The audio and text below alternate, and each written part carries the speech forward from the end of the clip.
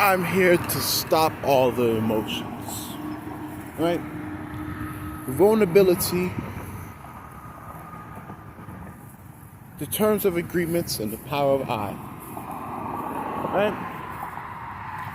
And vulnerability and emotions comes from, right?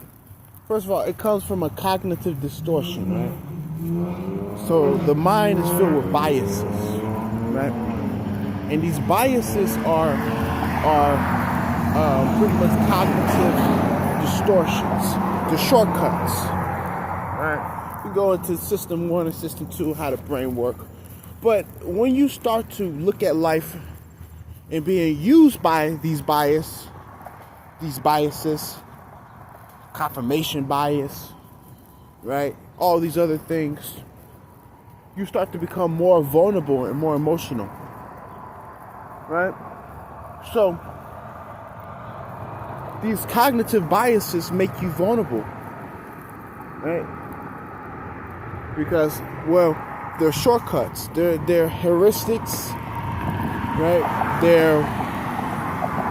They're pretty much, how your brain is working. Your animal brain works. Yeah, you're a fucking animal, like any other fucking animal. Well, actually, you're a creature, right? And that's the best way I can describe it. Realistically, you're not any. You're really more or less on the biological term, or biologically talking. You're really just an organism, realistically.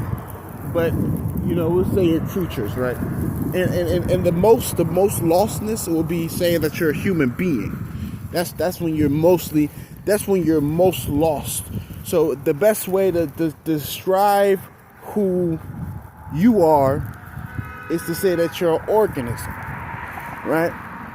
Like any other organism that's bounded by Earth.